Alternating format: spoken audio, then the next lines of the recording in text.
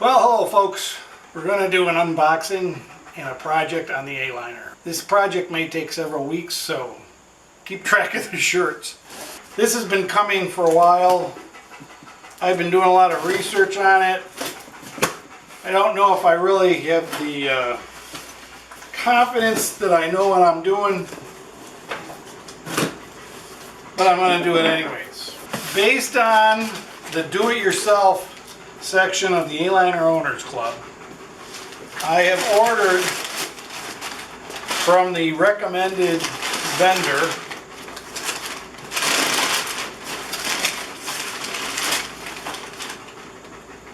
the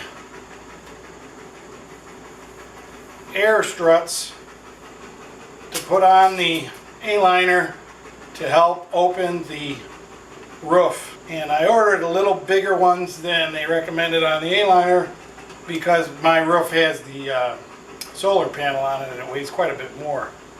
So it will be interesting to see if I can install the gas struts, the gas lifting springs, as was outlined on that do-it-yourself page. The do-it-yourself page is extremely good information, but of course it's not video, and video I think is easier to understand, so I'm doing that for you guys. And these are the struts. I got 2 struts, one for each side, and I'm going to be putting them on the front roof because that's where the solar panel is.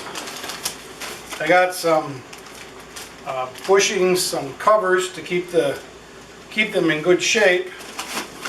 And I got, of course, the hardware to mount them on the walls, side walls. You need a bottom and a top, and all the hardware that goes on the rods. Ball. This ball has been chewed to death.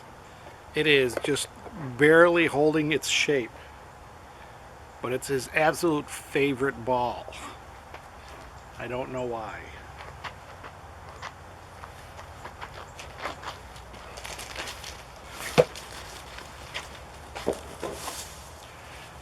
We're going to try to get a video done here. He's going to bug us to death.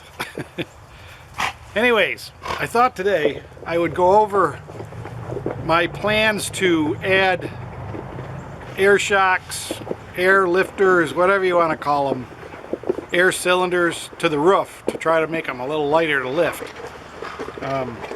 I've been thinking about it for about a year, and Brian Hovender and Dave Michaels have posted things on the internet about how to do it, and I'm going to try to follow their lead on these, but I'll talk to you about what goes through my head when I do this. These are the shocks. These are the easy lifts.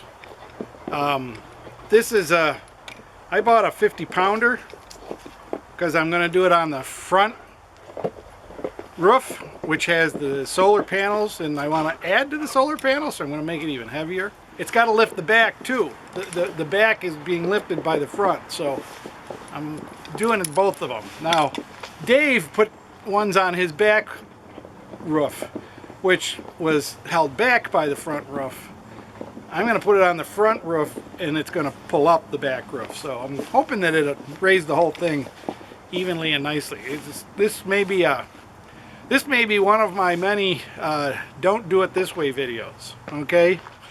But the way Dave Michaels did his, and this is all documented on the A-liner Owners Club, which anybody can go to, you don't have to be a member. He put his here to go up like that. I have always thought that you mount it down here like this, and it just goes up when the roof goes up and comes down when the roof comes down. And that's the way I've seen it done in the past in other cases, where people reinforce the wall, the side wall of the trailer, and put in a steel plate or a big wood plate, a 2x4 or 1x4 or whatever, to reinforce the bottom. Now, Dave's recommendation is to anchor it into this aluminum right here, which is probably a good idea. That's okay.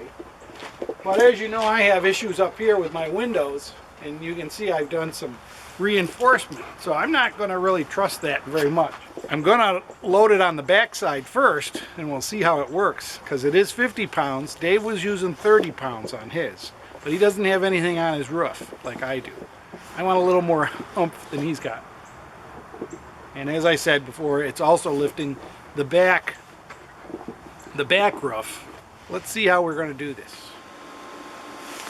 So I'm going to follow Dave Michael's instructions, and I've got a scrap piece of wood here, and I've put the air shock up on top of it, and I've marked marks where it is compressed and where it is all the way out.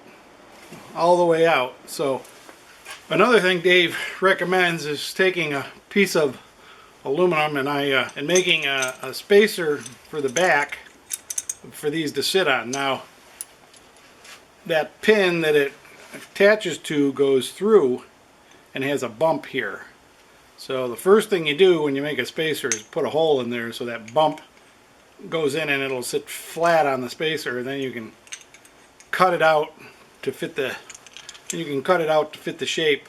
Okay, this is how I do these spacers. Again, I've got these little pieces of aluminum waste, and then I clamp it down to my countertop here.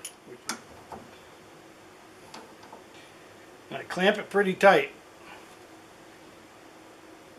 Then I try my hardest to figure out where that little nubbin is on the back of this, and I drill a hole into what I just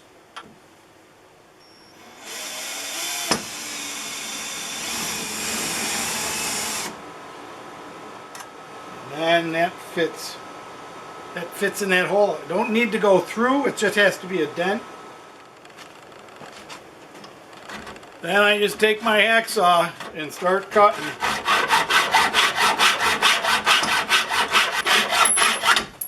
Ouch. So now I turn this. It's got to cool down a little bit. And get the other side. And we start it again. The way you start a hacksaw is. And so I've taken a little sandpaper and polished up the edges a little bit so they're not all burr, but that's a nice shim to go behind that, and it fits nice and flat because it's got that hole in it, that little hole in it. So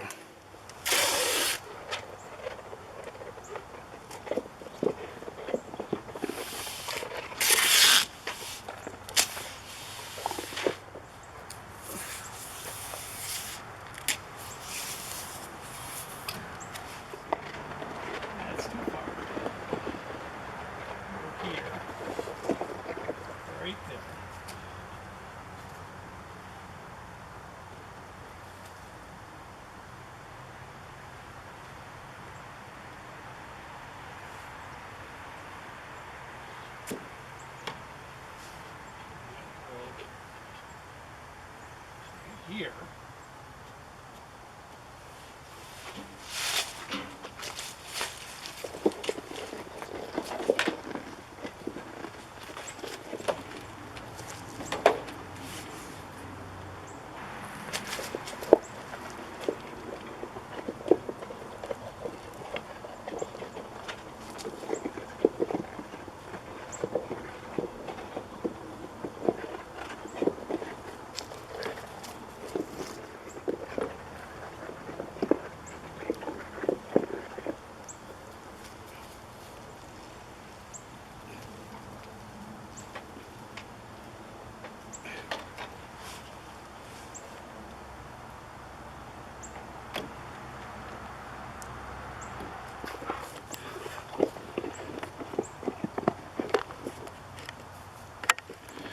So this is my first pencil mark. Actually, this is the first pencil mark, but it was obvious that wasn't going to work. So we moved it way down to here. And then I figured it would hit here, but it really hit here. You see that? So that's the second pencil mark. You can see the difference between them from here to here is not quite lining up. So that means we got to raise it up, move it a little bit, see if we can line it up better again.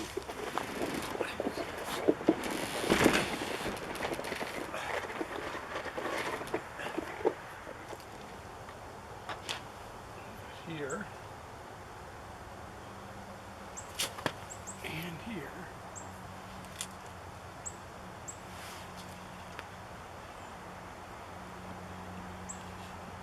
We come down to here.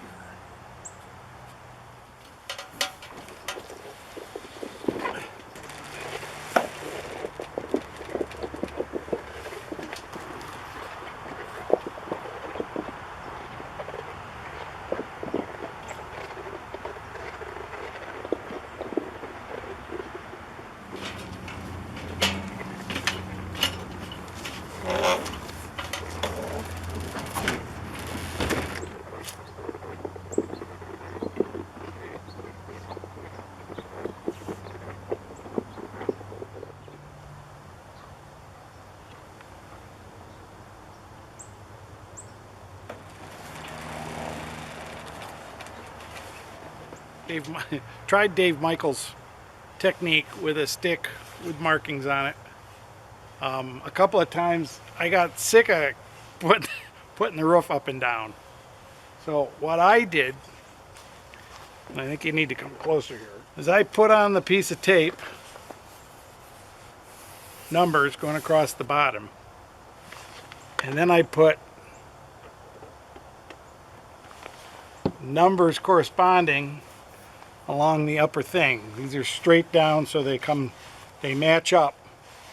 When the roof's closed, it matches up. And then I opened the roof all the way and did a diagonal from these numbers to the roof, straight line, not connecting the numbers, but I took a square and I put it on here, and I drew these lines to where they intersect the other lines. All right? And that gave me an idea on where the roof, or where the air cylinder should go as far as extended, because this was pretty nice, because this thing is 25 inches, which is the length of the air cylinder.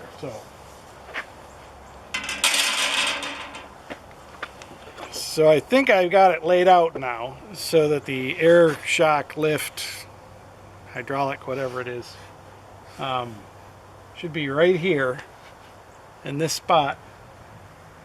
It goes from the point to 23, the number up here, at 25 inches. And then 23 is down here, which is exactly 15 inches from the start, which is the length of the compressed unit. So that's how I did it. I just, these are random numbers, they don't have anything to do with it. I'll check that and I'll show you. Based on what Dave says, I put this here and shut, it's at 23 right on here. And then open, it'll be right up here at 23. So that'll work. So I've attached this where my calculations said it should go. And I've got the other end, and I'm going to attach that here. I've already drilled the hole, and I've got two spacers to keep it off the wall. One of them has a hole in it so that little indentation can go in it. But I had to go out and get rivets. I had to get extra long rivets because the other ones, these spacers make the rivet short, so I had to get some extra ones. There we go.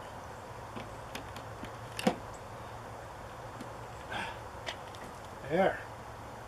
The rivet is in. Now to pop the rivet.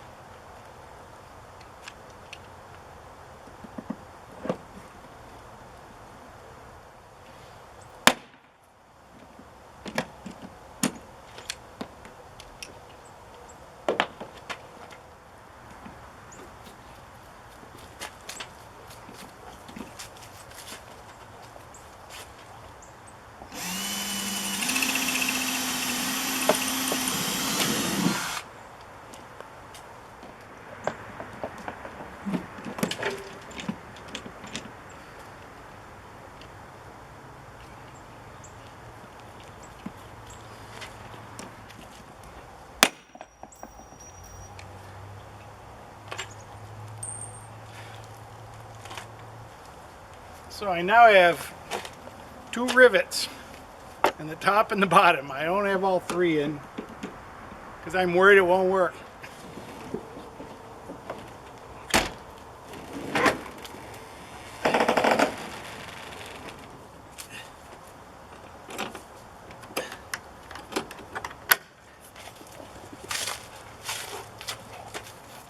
It looks like it's in a good spot. I'm going to put it back up and put the rest of those rivets in. So, it went up and down real nice and easy. I do want to put this last rivet in here though. There's a teeny tiny little spring that goes in there that you got to pull out. It's not hard to pull out.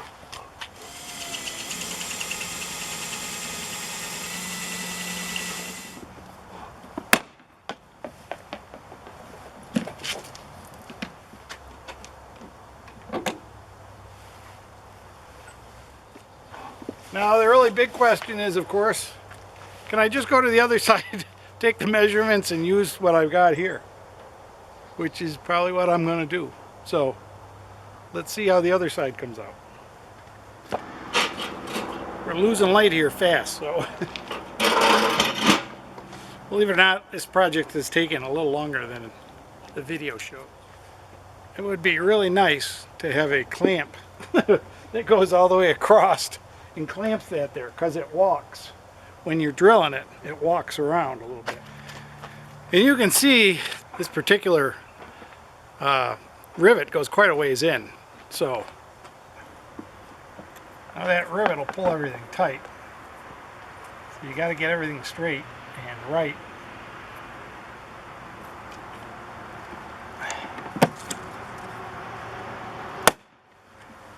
Let's just measure it. just for fun. It's too late now, but let's measure it. 28 5/8. Perfect. So we'll do the other ones now, the other holes.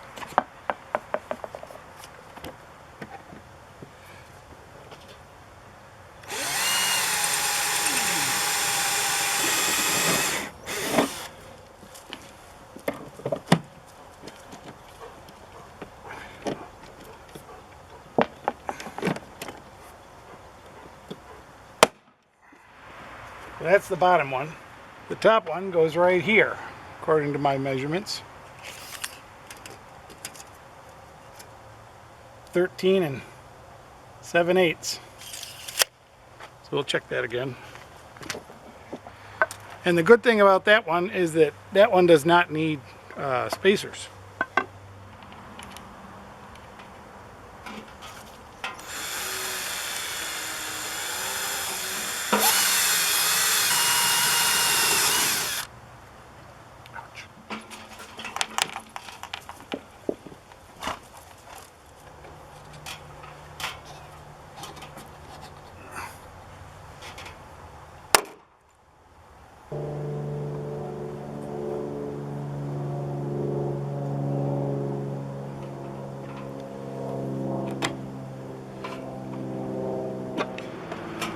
This walked on me just a little, so they're just a tiny bit close, but I think they'll be all right.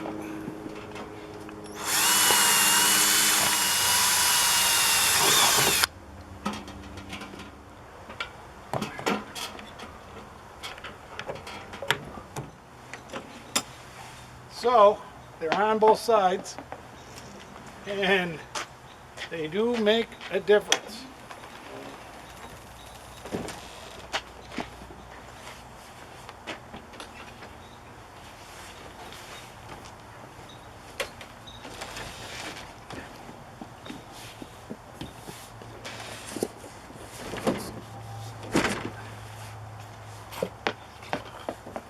So there you go, folks. That's the easy way to do it, I guess. It's only taken us about 3 hours to do it. The hardest part is finding those 2 anchor points. And if you check out the way I did it a couple times, I think that's the easiest way. Keep trying, and you know, if you put holes in the wrong spot, you'll figure out the right spot pretty quick.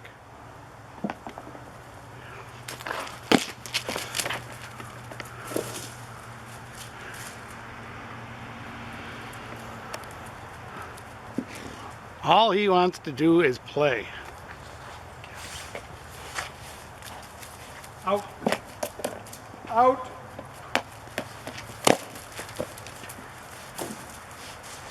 All right, folks. Thanks for watching.